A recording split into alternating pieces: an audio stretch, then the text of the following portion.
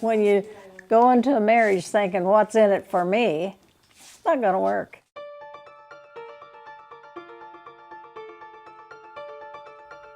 Relationships. We've all seen them. Many of us have experienced them, or are in one. But is it worth it? What makes them real? What makes them unique? What are they about? What makes a perfect relationship? Do they even exist? Some of us may think we know, but do any of us truly know? Well, let's find out. When I ask women the question, based on your life experience, do you think that a man can accurately, and I say let's underline the word accurately, describe what the majority of women really want in a relationship? The answer to that question is generally a no. And oftentimes women will give me the H to the no. So I think to begin the relationship discussion, let's take a look at what women really want. Honesty and commitment. Yeah. Just a best friend, basically. A best friend. Honesty and just an ability to connect. I think David is the most laid-back, coolest guy ever. The thing that I absolutely love about him is he's very patient. Well, he's always considerate, respectful, and very even-tempered. To me, trust just evolves every day, keeps going and growing and growing. You know, it can start off from telling somebody, you know, your biggest fear to trusting somebody with your life, and it just goes by day. The most common problems that would be severe is either abuse or infidelity.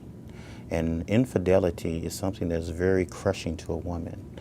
And so a woman really should pay very close attention to the type of self-control that a man displays. I think trust forms relatively quickly. It's once you lose trust that it takes so long. Sustaining, yeah. I think you go into a relationship hoping you can trust the person, and then you find out whether you can or can't. And it builds along the way, one way or the other, right? Because of my past relationships, they were always a bit rocky. And of course, with women, we like to sometimes hold on to things that we don't need to hold on to. We need to leave it in the past. And I was bringing my past into this current relationship. When it comes to facing troubles in the relationship, there is nothing really new under the sun. We've been together long enough to really deal with one another's imperfections or whatnot, but there's a little thing called snoring. Sometimes it can get a little streaky or whatnot, but other than that, I mean, there's really nothing I can really complain about. We had just bought a car, and his mother and dad were living then, and they were taking a trip out to Colorado. Well, he decided they should take the car we had just bought because it had air conditioning. So this goes back a long ways. And so he didn't ask me anything about it.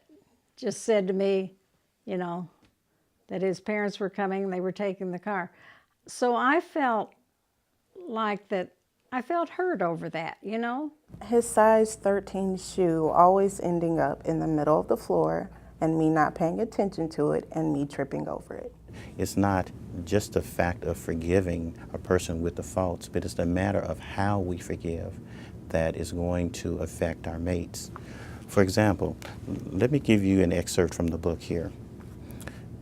Invariably, imperfection will cause an adverse situation to occur that will affect the peace of our relationship.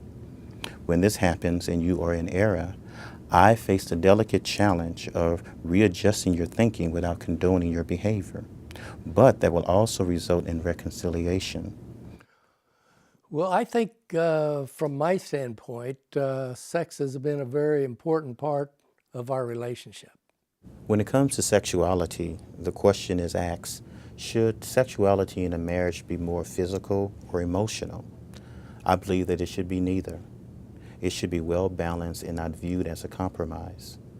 The mature question that men and women need to answer in this regard is whether or not they're seeking the advantage of their mate. When we become one with one another, it keeps us close. It keeps us connected in a way that no one else knows.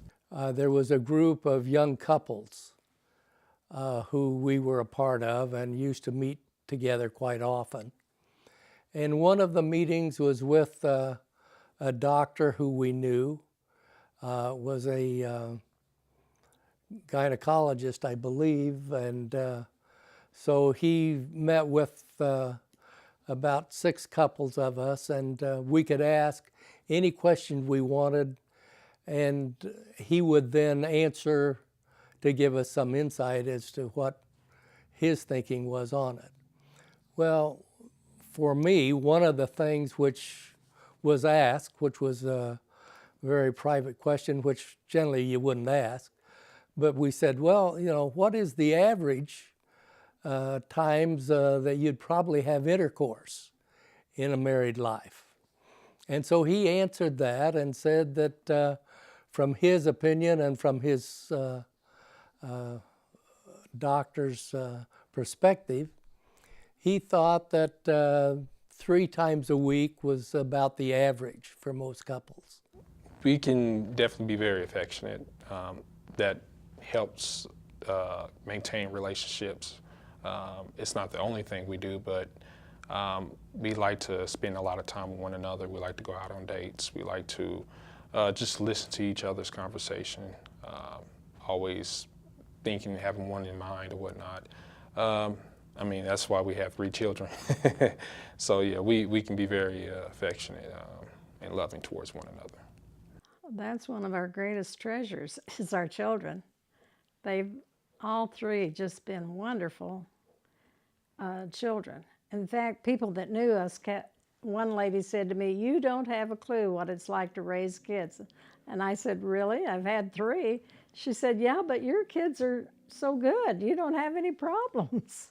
At one point we only had 1 child, and it pretty much, we had a little bit more freedom then. Now we have 3 children, 11-year-old, a 2-year-old, and a 1-year-old. They were great kids and still are, and we still do a lot of things with them. We travel together a lot, and we have a vacation home, and I've loved that house because it's kept our family together.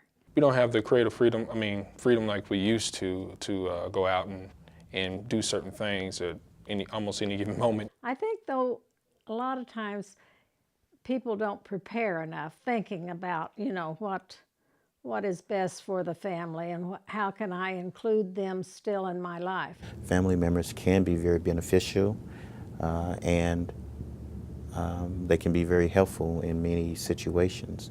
But I think that it's also very important to realize that they should not be allowed to interfere in the personal relationship of a couple unless there are some very extreme, extenuating circumstances. My mother in particular and her mother, when I first met her mother, she was always supportive of our relationship, even when it was just more so platonic. Well, there was a lot of strain in the very beginning when we were first married and we first started having children. We did not have a high salary at that point, and so there was a lot of strain on the marriage at that point. But I think we both understood that you just couldn't spend beyond whatever you made. Unfortunately, you have some people that they place a high value on money and trying to define a man or woman by how much or little that they have. And I think that does nothing but devalues a person. So money has a place, but it's simply as a tool. Since we got married and had children, multiple children, she had to stay at home for a while, and I had to pretty much be the breadwinner of the family, solely the breadwinner of the family. And it's challenging. It's a lot more challenging than before we first got together. I think in a marriage, though, you can't think, what's in it for me. I think you have to think beyond that. Marriage is work. It is a lot of work. I think it's the hardest thing. It's, to me, harder than raising children. And it's not because he's a difficult person. It's just something that you have to realize. When I came into this marriage, I never considered divorce. I never considered divorce because I knew that in the future, I'm not going to find anyone better than this. I think our faith, though, has helped us a lot in that. We both been very active in our church ever since we've been married, and we still are.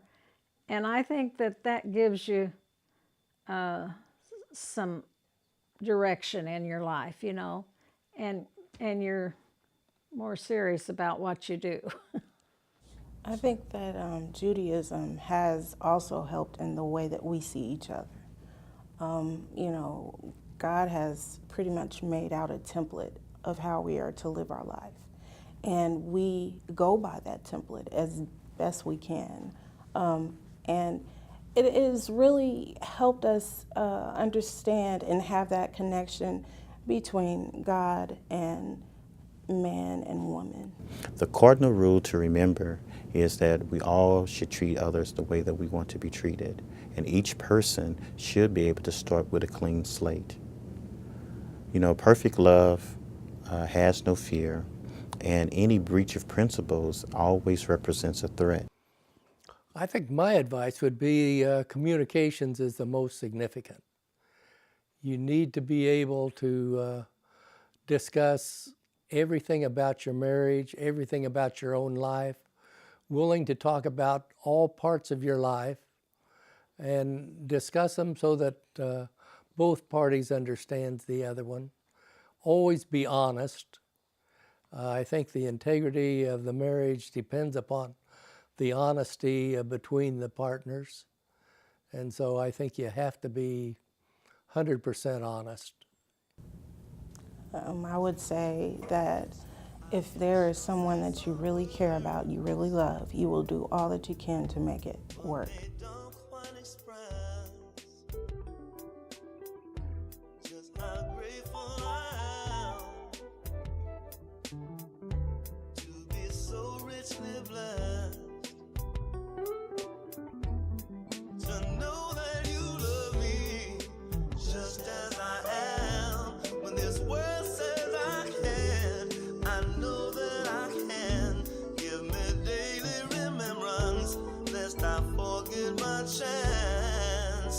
It's only you. It's only you. I have looked to the east. Have to say. You know I have to say. Till it turns into west. You're the one that I found.